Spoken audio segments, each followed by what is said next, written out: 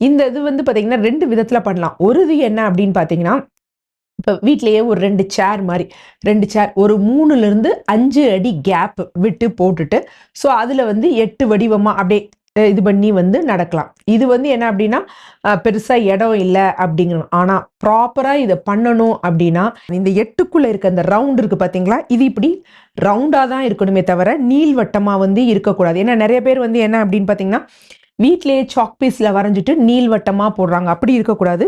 இது வந்து இப்படி ரவுண்டா தான் வந்து இருக்கணும். சிலர் வந்து என்ன சொல்றாங்கன்னா, இது நார்த், சவுத் அதாவது ஒண்ணு நார்த், ஒண்ணு சவுத் அப்படின்னு தான் இருக்கணும். பட் ஆராய்ச்சி தரவுகள் பெருசா அப்படி எதுவும் வந்து சொல்லப்படல. ஸோ அதனால எப்படி வேணுமாவது இருந்துக்கலாம். பட் எவ்ளோ வந்து டிஸ்டன்ஸ் இருக்கலாம் அப்படின்னா, இதோட விட்டம் இருக்கு பார்த்தீங்களா? இதுக்கும் இதுக்கும் இருக்கக்கூடிய அந்த விட்டம் வந்து கிட்டத்தட்ட 6 அடி இருக்கணும். இந்த சர்க்கிள்குள்ள இருக்கக்கூடிய விட்டம் வந்து 6 அடி இருக்கணும். இது ஒரு 6 அடி. அப்ப டோட்டலா வந்து பார்த்தோம் அப்படின்னு பார்த்தீங்கன்னா, 12 அடி வந்து இருக்கணும். இது எப்படி வந்து ஸ்டார்ட் பண்ணணும் அப்படின்னு வந்து பார்த்தீங்கன்னா, ஏதாவது ஒரு எண்டுல ஸ்டார்ட் பண்ணிட்டு, அப்படியே கீழ இருந்து இப்படி நடந்து, இப்படி போயி, திருப்பி இப்படி வந்து கம்ப்ளீட் பண்ணும். ஸோ இது எவ்வளோ நேரம் நடக்கலாம் அப்படின்னு பார்த்தீங்கன்னா, 30 நிமிடங்கள் நடக்கலாம். இந்த 30 நிமிடங்கள்ல என்ன அப்படின்னா, ஃபர்ஸ்ட் 15 நிமிஷம் கிளாக்வைஸ் கடிகார முள் சுத்தும் பார்த்தீங்களா? அந்த டைரக்ஷன்ல நடக்கணும்.